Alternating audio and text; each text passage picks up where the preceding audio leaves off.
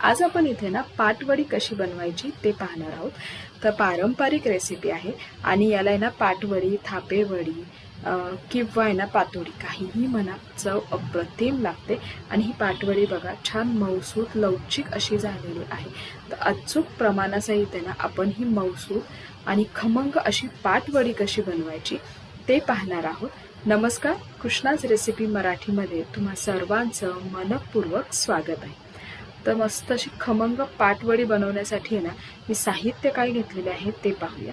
तर इथे साहित्य मध्ये ना मी साधारणतः 1 कप डाळीचं पीठ घेतलेलं आहे आणि त्याचबरोबर जिरे घेतलेले आहे, मोहरी घेतलेली आहे, ओल्या नारळाचा चव मी इथं वापरलेला आहे। तर तुमच्याकडे जर ओला नारळ नसेल तर तुम्ही सुक्या खोबऱ्याचा खीस वापरू शकता। सोबतच हिंग, हळद, लसूण, थोडीशी इथे कोथिंबीर आणि 4 हिरव्या मिरच्या वापरलेल्या आहेत। तर मी घेतलेल्या ह्या हिरव्या मिरच्या ना थोड्या स्पायसी आहेत म्हणून मी 4च वापरलेल्या आहेत। तुमच्या जर हिरव्या मिरच्या स्पायसी नसेल तुम्ही 7 ते 8 हिरव्या मिरच्या वापरा, कारण थोडीशी तिखटसर अशी ही पाटवडी खायला छान लागते। अजून एक साहित्याचे प्रमाण मी खाली डिस्क्रिप्शन बॉक्समध्ये दिलेले आहे।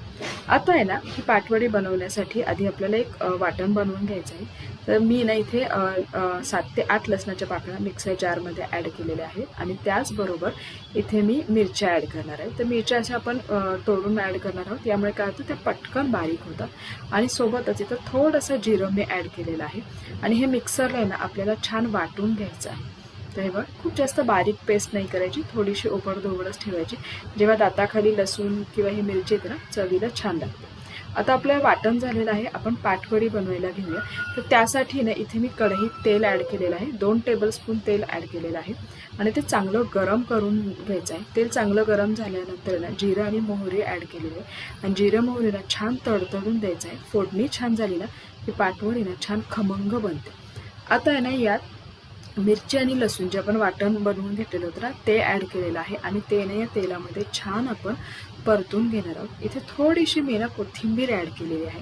तेलात जेव्हा अशी आपण कोथिंबीर तळून घेतो ना त्यावेळेस ना पाटवडीची चव अप्रतिम लागते। आणि त्यानंतर ना इथे मी थोडासा हिंग ॲड केलेला आहे, सोबतच हळद, आणि छान हे सगळं मिक्स करून घ्यायचं आहे। 1 मिनिटभर हे छान परतून घ्यायचं आहे। आता छान परतल्यानंतर ना यातच 1 कप मी पाणी ॲड करणार आहे आणि चवीपुरतं मीठ। मीठ मी मगाशी सांगायला विसरले होते।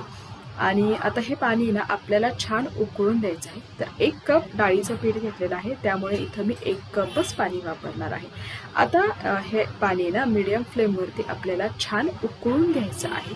पाण्याला चांगली उकळी फुटली पाहिजे। तर हे बघा तुम्ही बघू शकता हळूहळू त्याला छान उकळी फुटलेली आहे।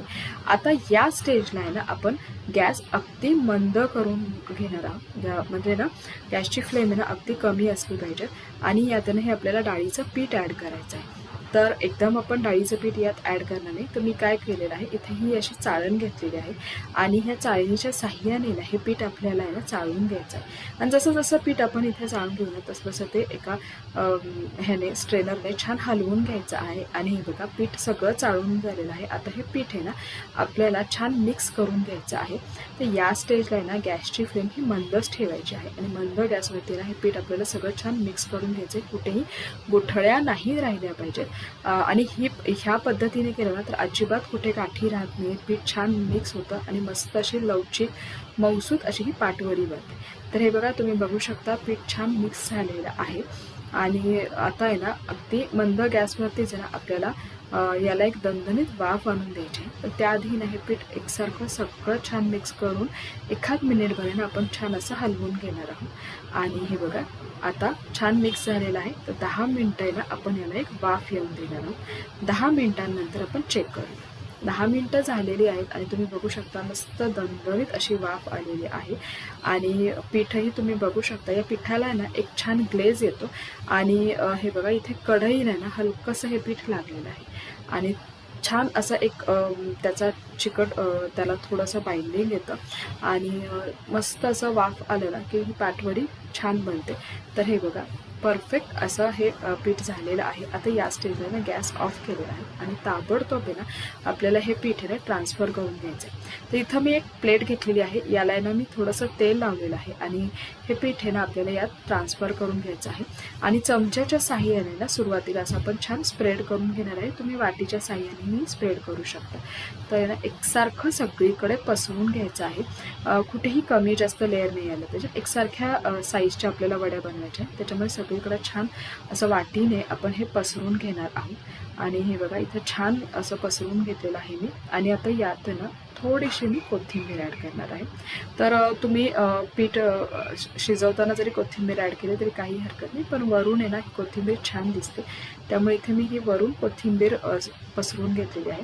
त्याचबरोबर आहे ना इथे मी ओल्या नारळाचा चव जो आहे ना तोही वरती पसरून घेणार आहे. जसं मी मगाशी म्हटलं की तुमच्याकडे जर ओला नारळ नसेल तर तुम्ही सुक्या खोबऱ्याचा खिसही यावर पसरू शकता. पण जनरली जेव्हा आमच्याकडे पाटवड्या बनवल्या जातात ना तेव्हा माझी आई नेहमी ओल्या नारळाचा चवच पसरून घेते. सो त्यामुळे मलाही तीच सवय लागलेली आहे आणि ह्या ओल्या नारळाच्या चवामुळे ना पाटवडी मस्त खमंग लागते. आता आहे ना हा ओल्या नारळाचा चव आणि कोथिंबीर आहे ना असं निघू नये म्हणून मी ना वाटीच्या साहाय्याने पुन्हा थोडंसं इथे प्रेस करून घेणार आहे की ज्याच्यामुळे ना ते वडीला छान चिकटून राहिलं पाहिजे एकसारखं. आणि आता आहे ना ही वडी आपल्याला सेट करायला ठेवून द्यायची. तरी 5-1 मिनिट आपण ठेवून दिलेलं आहे. आणि हे बघा आता वडी आपण कट करून घेणार आहोत. तर इथे ना मी या चाकूला तेल लावून घेतलेलं आहे आणि या वड्या ना आता आपल्याला कट करून घ्यायच्या आहेत. तर साधारणतः तुम्हाला कोणत्या साईजच्या वड्या हव्या आहेत लहान मोठ्या तुम्ही त्या हिशोबाने वड्या कट करून घ्या. आणि ह्या वड्या आहेत ना जनरली ज्या आपण कापण्या बनवतो ना त्या कापण्यांच्या आकाराच्या असतात. सो आपण त्याच आकाराच्या ह्या पाटवड्या कट करून घेणार आहोत. मला असं वाटतं की ह्या पाटवड्या ना पूर्वीच्या काळी ना पाट्यावरती अशा थापून बनवलेल्या जायच्या, म्हणून याला पाटवड्या किंवा आहे ना थापेवडी असं म्हटलं जातं. आता आहे ना ह्या पाटवड्या बघा कट झालेल्या आहेत दोन्ही आणि मी ना हे साईडचं जे एक्स्ट्राचं जे आहे ना ते काढून घेणार आहे आणि तुम्हाला ही पाटवडी मी दाखवते.